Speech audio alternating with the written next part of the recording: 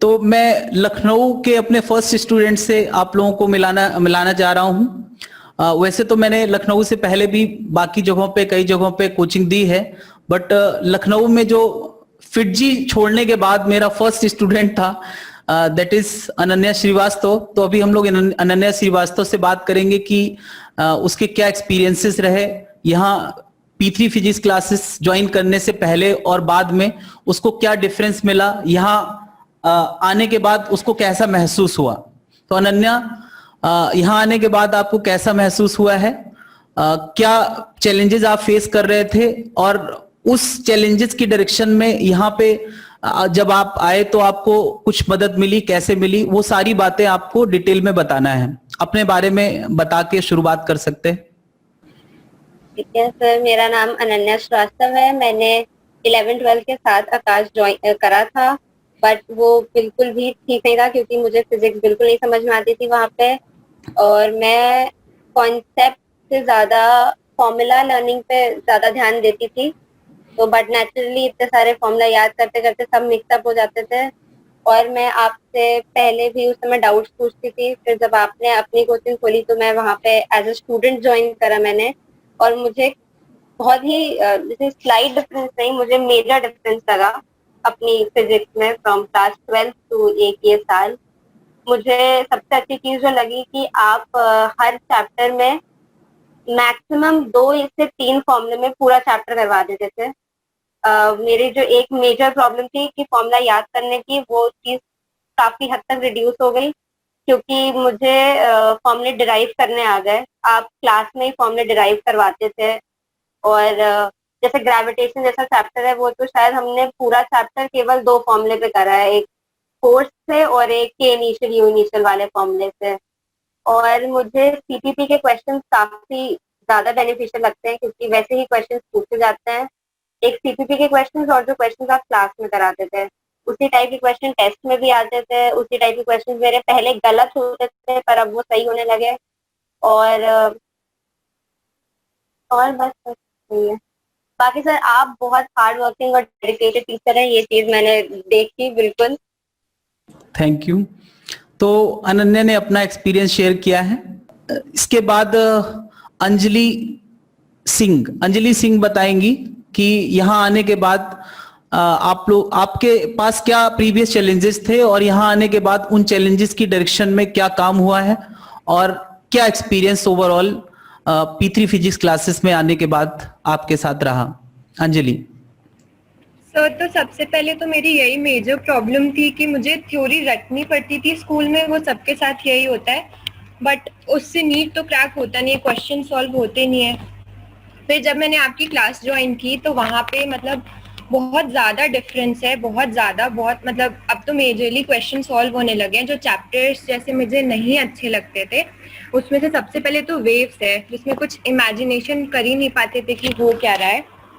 तो उसमें सबसे पहले तो आप जो एनिमेट करके दिखाते हैं सारा वो बहुत ज़्यादा हेल्पफुल था मेरे लिए।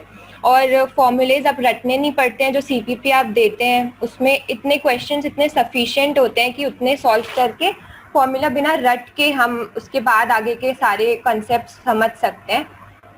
और सीपीपी इतनी मतलब इतने अच्छे उसमें ढंग में प्रेजेंट की गई है कि एक एक पैटर्न है हर टॉपिक का, जिससे कुछ कंफ्यूजन नहीं होता है। एक अलग अलग मतलब हमारे दिमाग में वो बन जाता है कि कुछ कंफ्यूजन जैसा माहौल नहीं होता है।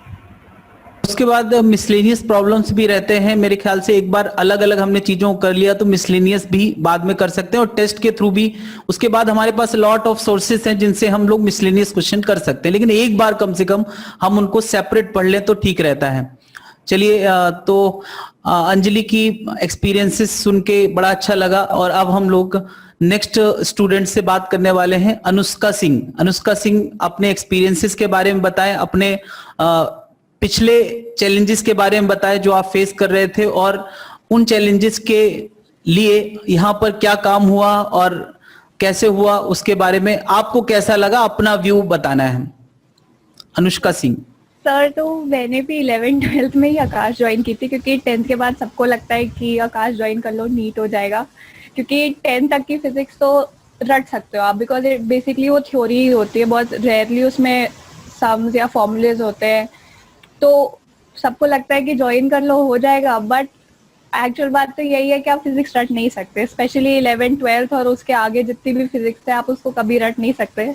अगर आपका कॉन्सेप्ट क्लियर नहीं है तो आप नहीं कर सकते। और मुझे याद है कि 11th-12th में लाइक इंटीग्रेशन और rotational motion, even ray optics, जो मुझे अभी लगता है कि सबसे इजी चैप्टर है पूरे फिजिक्स का, मुझसे उसके क्वेश्चंस नहीं होते थे या फंस जाते थे, क्योंकि जब बेस ही क्लियर नहीं है तो आप नहीं कर सकते हो। बट फिर 2 साल 11th और 12th अपना पूरा बर्बाद करने के बाद जब मैं यहाँ आई, तो यहाँ पे एक तो अच्छी चीज ये थी कि यहाँ पे कोई चीज अज्यूम नहीं की गई थी। आपने कभी अज्यूम नहीं किया कि तुम लोग को कुछ आता होगा तो मैं इस चीज को स्किप कर देता हूँ। हमें मतलब हमेशा आपने बेस से पढ़ाया है कि अगर तुम्हें आता भी है तो तुम दोबारा पढ़ लो। और मुझे याद है कि जब कोई नया बच्चा भी ज्वाइन करता था तो आप हम लोग को बैठा लेते थे कि नहीं तुम लोग दोबारा से पढ़ लो उस चीज को, तुम लोग का रिविजन हो जाएगा।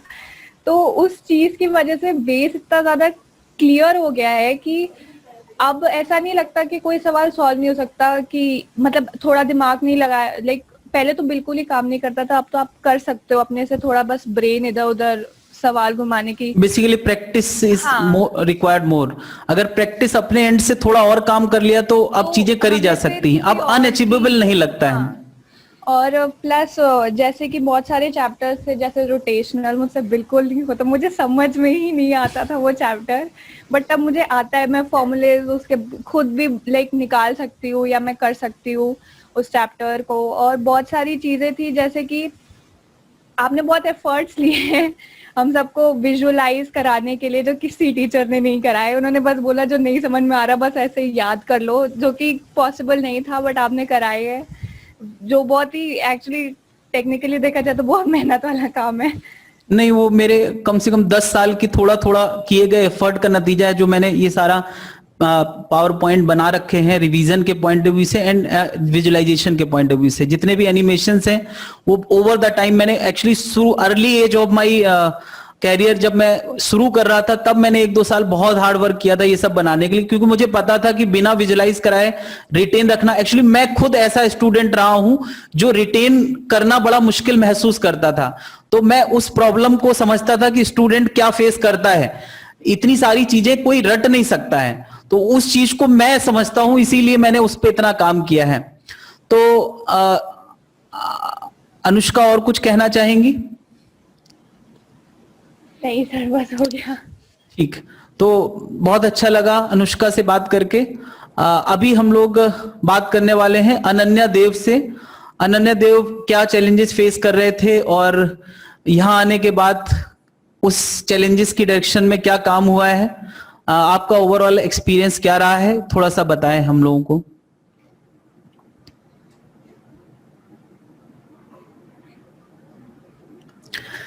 लगता है अनन्या से हमारा संपर्क नहीं हो पा रहा है। आ रही आवाज? हाँ, आ रही। मैंने 11th में आकाश की थी, तो उसमें फिजिक्स में वो मतलब एक फॉर्मूला लिखवाते थे और उसको बॉक्स में बंद करवा के बोल देते थे कि ये लर्न कर लो, ऐसे सारे क्वेश्चंस हो जाएंगे। फिर जब मैं क्वेश्चंस लगाने जाती थी तो एक क्वेश्चन नहीं होता था। फिर मैंने 12th में आकाश छोड़ दी क्योंकि मुझसे क्वेश्चन कुछ भी नहीं हो रहा था। फिर मैंने 12th के बाद अनन्या के थ्रू कोचिंग ज्वाइन की।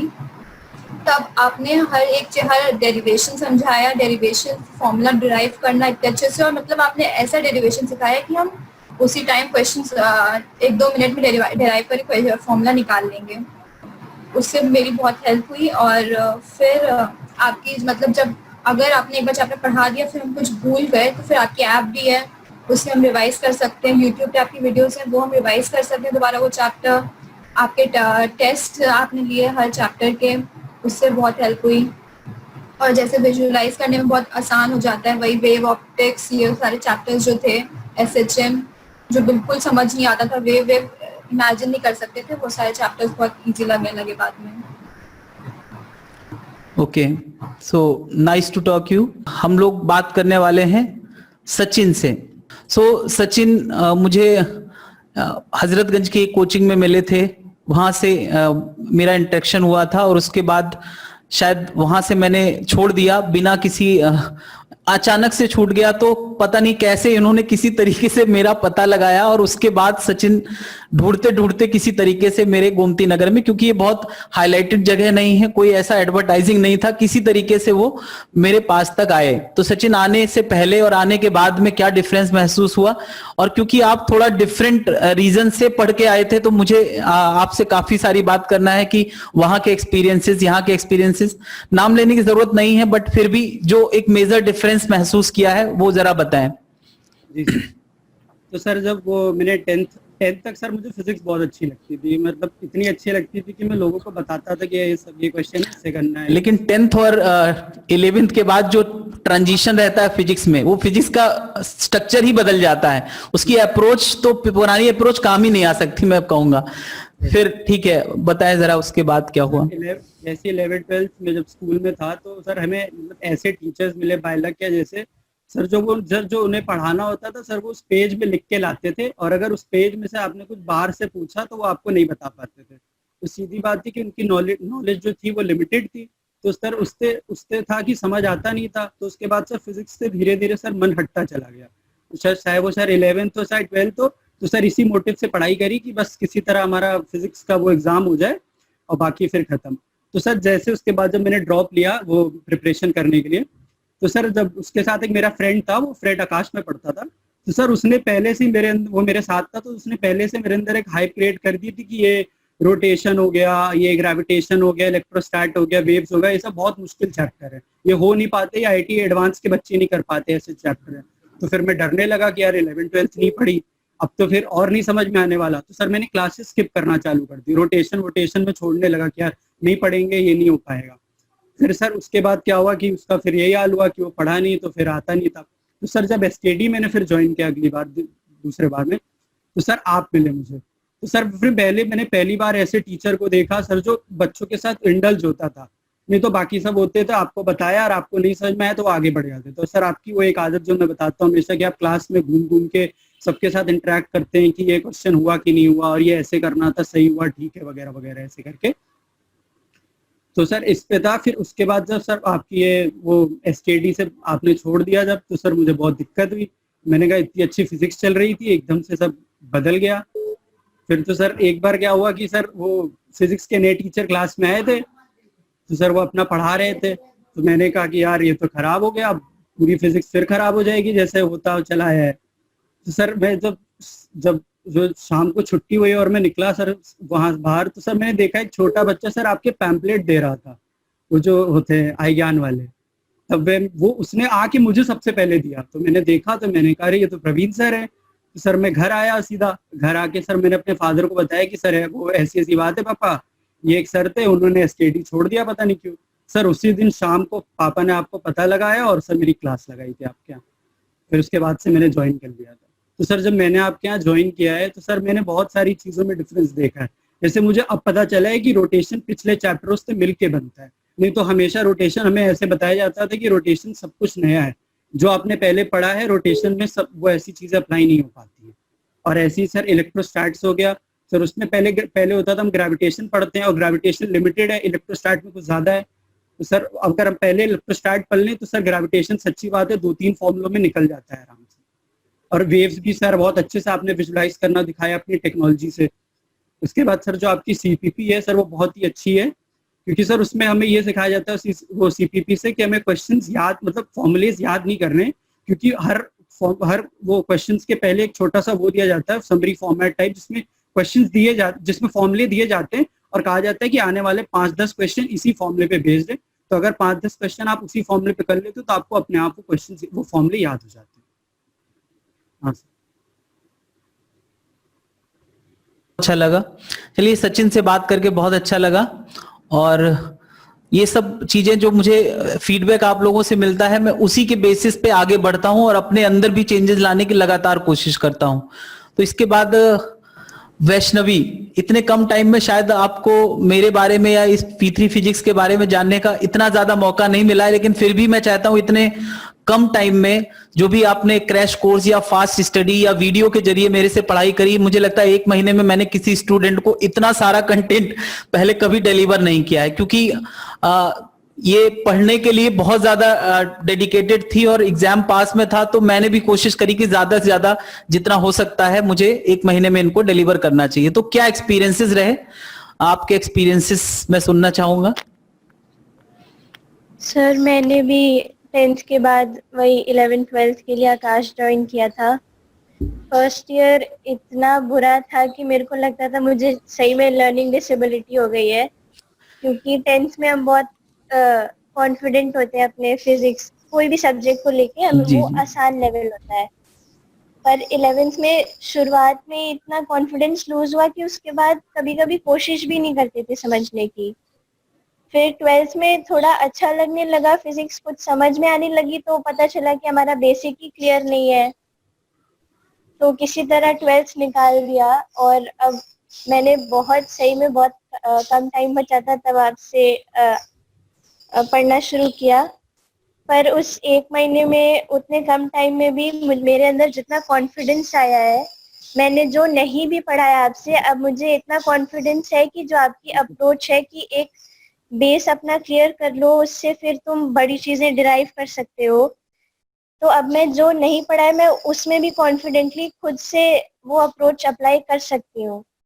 तो भले ही मैं 100% मैंने पूरा कोर्स कवर नहीं किया हो, पर मैं अपना बेस्ट देने के लिए अब तैयार हूँ। और जो रोटेशनल जैसे बोलते हैं वो तो मैं पढ़ के ही छोड़ देती थी, क्वेश्चन 1-2 लाइन पढ़ी छोड़ दिया, आगे कोशिश ही नहीं की। तो अब मेरे अंदर वो आ गई है कि पहले लड़ना है, उससे पूरा जूझना है, उसके बाद भी नहीं हो रहा है तो आप छोड़ सकते हैं, पर पूरी फाइट देनी है क्वेश्चन को, उसके बाद छोड़ना है। तो एक जो वो गिव अप करने वाली टेंडेंसी बन गई थी वो बहुत ज्यादा इम्प्रूव हो गई है। अब पूरी तरीके से उससे निपट लेते हैं, जब नहीं होता तभी छोड़ते हैं, और ऐसा बहुत कम होता है कि छोड़ना पड़े। Okay, thank you Vaishnavi.